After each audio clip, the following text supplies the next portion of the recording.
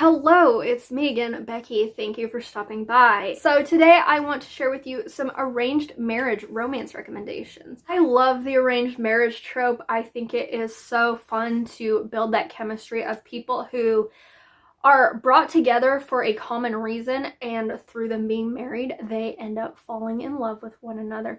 I feel like arranged marriage is slightly different from marriage of convenience, because to me, arranged marriage, it's somebody outside of the couple bringing them together or forcing them together, whereas a marriage of convenience, it's usually the couple who agrees to do it.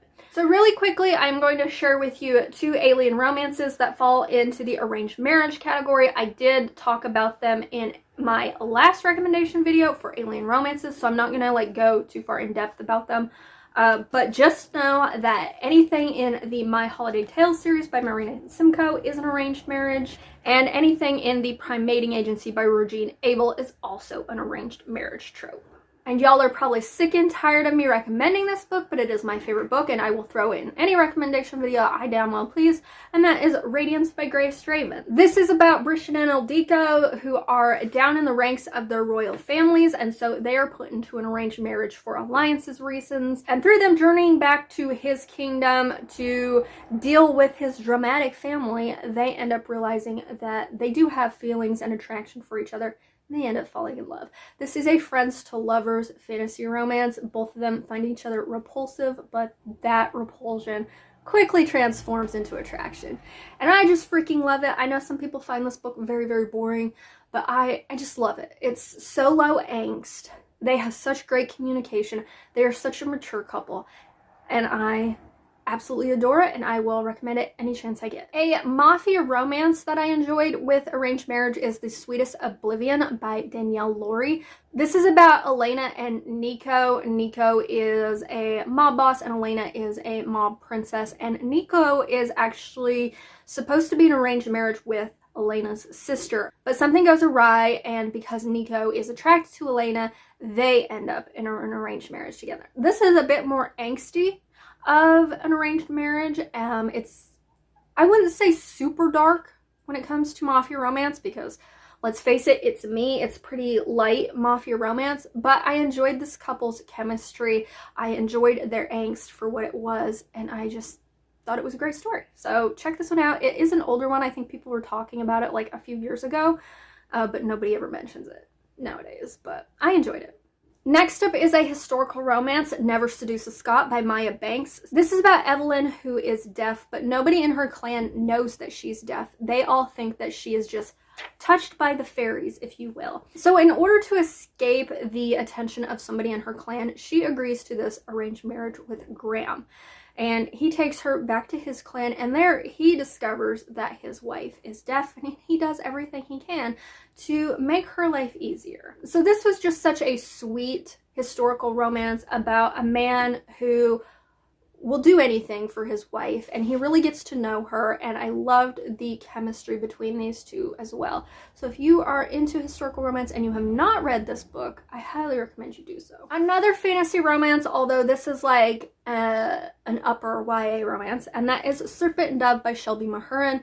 In this, we are following Lou LeBlanc, who is a witch, and Reed, who I don't even know if he has a last name. Reed is a chasseur, who is a witch hunter, and he is part of the church.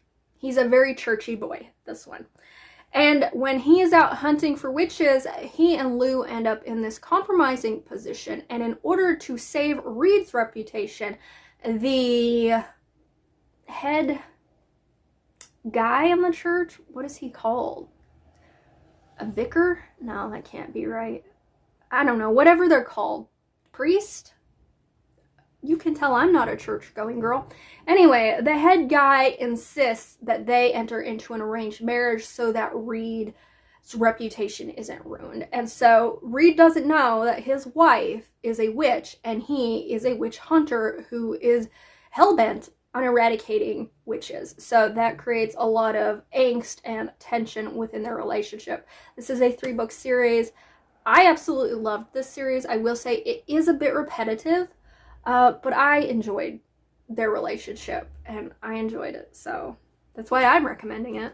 Next up, I am going to recommend West by Lizzie Ford. So this turned out to be like a historical mystery almost that I read it for a vlog and I got it for free, so I didn't have the highest hopes for it. But this one really, really like captured my attention.